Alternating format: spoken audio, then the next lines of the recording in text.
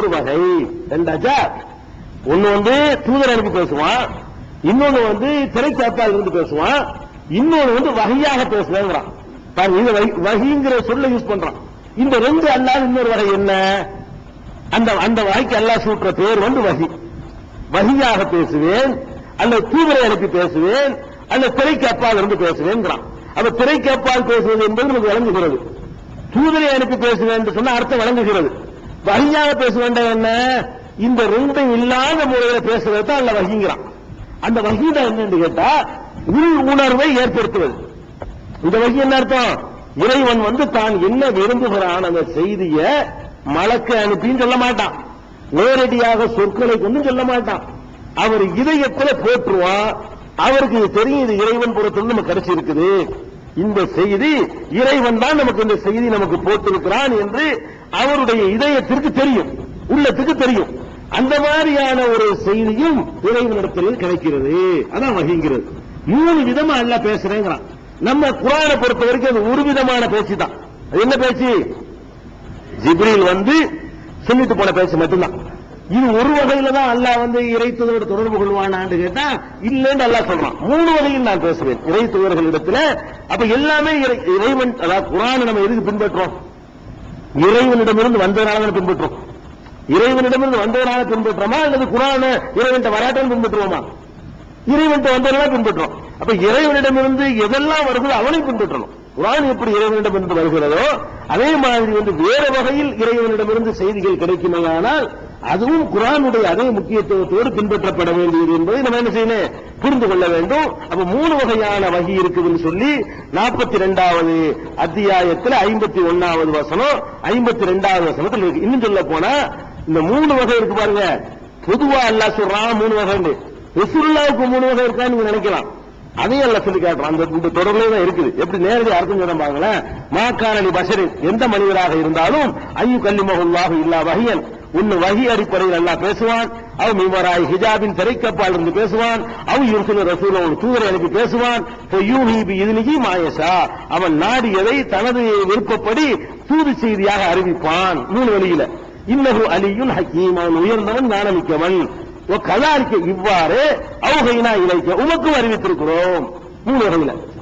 அதாவது மொத்த பொதுவாகவே மனிதர்களுக்கு 3 வகையில பேசுறேன் தான்.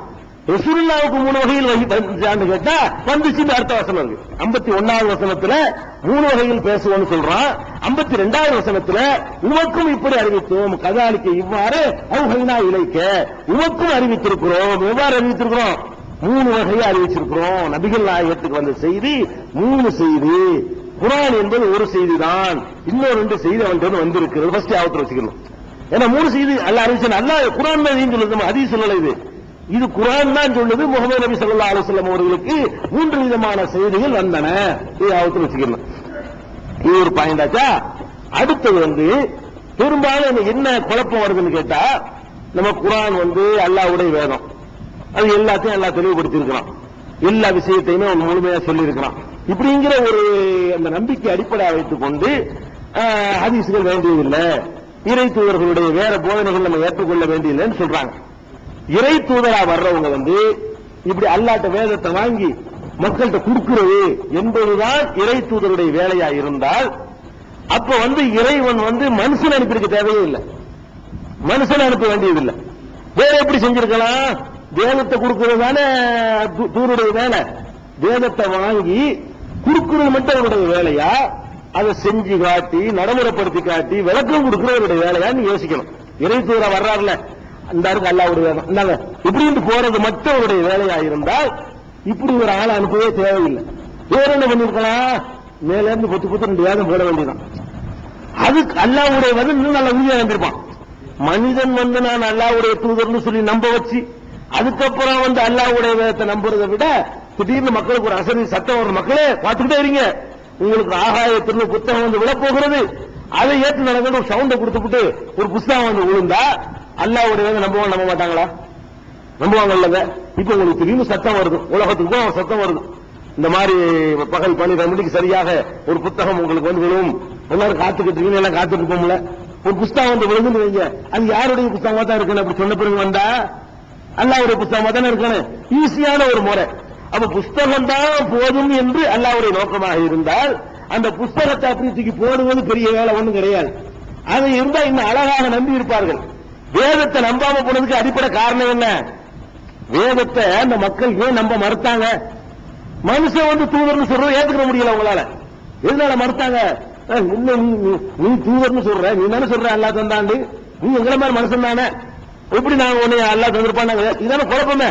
அவ மனிதர்கள் வந்து இறை தூதர்னு சொல்லக்கூடிய நேரத்தில் அதை அவங்களால் ஜீரணிக்கவே முடியல. அல்லாவே நேரடியா தங்களுக்கு ஒரு புத்தகத்தை தந்தான்னு வைங்க, அது அவர்களுக்கு ஜீரணிப்பதற்கு எளிதாக இருந்திருக்கும். அப்ப அல்லாஹ் என்ன செய்யல, அந்த மாதிரி தான் கேட்கவும் செஞ்சாங்க. ரெண்டு விதமா கேட்டான். ஒண்ணு, நேரடியா புத்தகத்தை போடு. இல்லையா, அவர் ரசூலுல்லாஹ் கேட்டாங்க, நேற்று கூட வாய்ச்சமே அர்த்தத்தை பத்தி பேசும்பொழுது, நீ வந்து இறை தூதர் இல்லப்பா, மேல போயிட்டு புத்தகத்தை இறங்கு, அப்ப நாங்க ஒத்துக்கிறோம் சொன்னாங்க. அப்பதான் எதிர்பார்க்கலாம். புஸ்தகம் வந்து அல்லாஹ்ட்ட இருந்து வர்றதுக்கு வந்து புரிவு வேணும். நீ வந்துகிட்டு எங்களை மாதிரி பிறந்த எங்களை மாதிரி வளர்ந்துட்டு அல்லாஹ்ட்ட இருந்து வருது எப்படி நம்புறது? இதான் ஒரே கேள்வியாக இருந்தது. அப்ப வந்து இது ஒரு பிரச்சனை. ரெண்டாவது என்னன்னு கேட்டா, மலக்குகளை அனுப்ப சொல்லி கேட்டாங்க. இறைவன் முகமது நபி அவர்கள் போய் நான் தான் அல்லாஹ்வுடைய தூதர்னு சொன்னாங்க. மூசா நபி போய் சொன்னாங்க, ஈசா நபி சொன்னாங்க. அவங்கள்ட்ட என்ன கேள்வி அவன் கேட்டான்? அல்லாஹ்வுடைய தூதருங்கிறீங்களப்பா, எங்களை மாதிரி சாப்பிடுற ஒரு ஆளா தூதரா வரணும், உங்களை மாதிரி மலஜலம் கழிக்கக்கூடிய ஒரு தூதரா வரணும், ஒரு மலக்கு வர வேண்டியதானே? அப்ப வேதத்தை கொடுக்கிறது மட்டும்தான் வேலைன்னு இருக்குமையானால் ஒரு மலக்கு கூட அல்ல அனுப்பி வச்சிருக்கணும். ரசூலுல்லாஹ்ட்ட அனுப்புற மலக்க மக்கள்கிட்ட அனுப்ப வேண்டியதானே? மலக்கு அனுப்பாம இருந்தா ரசூலுல்லாஹ்ட்ட அனுப்புற அந்த மலக்க எல்லாருக்கும் தெரியற மாதிரி ஜிப்ரீல் வந்து வந்திருக்க மாணவர் டெஸ்ட் வேண்டா பண்ணி பாத்துக்க, குத்தி பாரு வெட்டி பாரு, கன்ஃபார்ம் பண்ணிக்கிட்டியா, இந்த புஸ்தகம் நடந்துக்க போயிட வேண்டியதானே? இது ரொம்ப ஈஸியா இருந்திருக்கும். ஏன்னு கேட்டா அல்லாஹ் என்ன சொல்றான்னு கேட்டா, இப்படித்தான் கேட்டாங்கிறான். மக்கள் எதிர்பார்த்தாலும் என்னது, மலக்கு வரணும் தான் கேட்டாங்க, மனுஷன் வர்றத அவங்க ஏத்துக்கிற தயாரா இல்லைங்கிறான். இது மாதிரி சில வசனங்களை முதல்ல பாத்துக்கிறீங்களேன், அப்பதான் பாயிண்ட் வழங்கும். 66வது அத்தியாயத்துல 8, 9 ஆகிய 2 வசனங்கள் எல்லாம் சொல்றான். இவர்கள் கூறுகிறார்கள், லவ்லா உன்சில அழகி மலக்கும், இவரோடு ஒரு மலக்கு அருளப்படக்கூடாது, இறக்கப்படக்கூடாதா அப்படின்னு கேட்கிறார்கள். உளவு அன்சல்னா மலக்கன், மலக்கை நாம் அனுப்பி வைத்திருந்தால் லக்குமியல் அம்ரு, கதை முடிக்கப்பட்டுவிடும், சும்மலாய் உணரும், பிறகு அவகாசம் கொடுக்கப்பட மாட்டார்கள் என்று சொல்லிட்டு அப்புறம் நல்லா சொல்றான், உளவு ஜஅல்நாஹு மலக்கன், இவர்கள் கேட்பது போல ஒரு மலக்கையே அனுப்புவதாக இருந்தால், வானவரையே அனுப்புவதாக இருந்தால் லஜஅல்நாஹு ரஜுலன், மனிதராக மாற்றித்தான் அனுப்புவோம் அல்லாஹ் சொல்றான். அதாவது வேதத்தை கொண்டாந்து தர்றது மட்டும்தான் வேலைன்னா மலக்கையை அனுப்பிவிட்டு இருக்கலாம். அல்லாஹ் என்ன சொல்றான் தெரியுமா, மலக்கை நாம் அனுப்புவதாக இருந்தால் இவங்க கேட்டுக்கிட்ட மாதிரி தூதராக மலக்கு அனுப்புறதா இருந்தா மலக்கு அனுப்ப மாட்டேன்.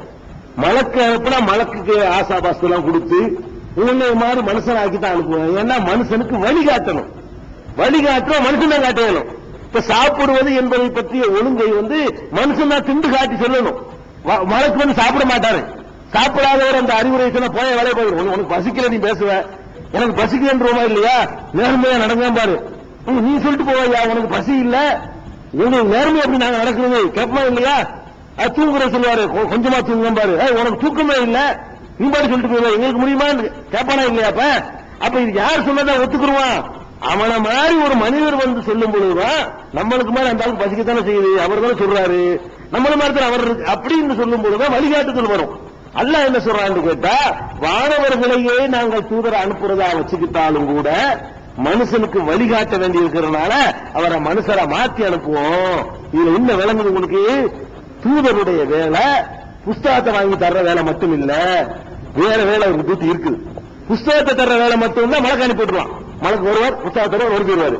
அதுக்குன்னா நீங்க சொல்ற ஓகே, நாங்க வந்து வழிகாட்டுறதுக்கு அனுப்புறோம், வழிகாட்டுறவங்க உன்னோட வாழ்ந்து உன்னைய மாதிரி இருக்கணும். அப்ப மனுஷனை மாற்றி அனுப்புவேன் என்று சொன்னா என்ன விளங்குது? தூதர்களுடைய வேலை புஸ்தகத்தை வாங்கி தந்துட்டு போற வேலை மட்டும் இல்ல, அதுக்கு விளக்கம் கொடுக்கிற வேலையும் இருக்கிறது, வாழ்ந்து காட்டுற வேலையும் இருக்கிறது. அதுக்கு தான் அந்த வாசகத்தை எல்லாம் சொல்லி காட்டுறோம். இது 6, 8 இருக்குதா? அதே மாதிரி இன்னொரு இது ரொம்ப வெயிட்டான வசனம் 17வது அத்தியாயத்துல 94, 95 இந்த 2 வசனங்களில் அல்லாஹ் சொல்லி காட்டுகிறான்.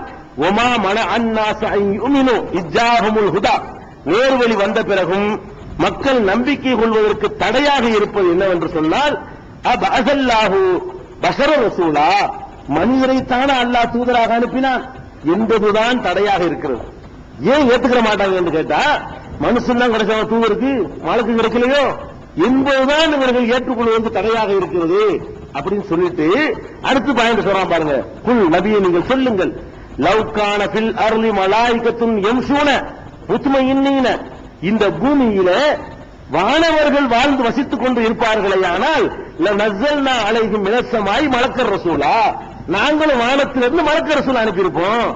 பூமியில வாழ்வது வானவராய் இருந்தால் வானவரை நம்ம அனுப்பியிருப்போம், வாழ்வது மனுஷனா இருந்தா மனுஷத்தான் அனுப்புங்கிறாங்க. இது ஏன் அப்படி மனுஷனைத்தான் அனுப்பணும் சொல்லணும்? வேதத்தை கொடுக்கறது மட்டும் வேலையா இருந்தா யாரும் கொடுத்துட்டு போக வேண்டியதானங்க? யாரு கொடுத்தாலும் வாங்கிட்டு போறான். என்ன மனுஷன் தான் வந்து கொடுக்கணும் என்ன இருக்குது? அப்ப கொடுக்கிற வேலை மட்டும் இல்லவா தூதர்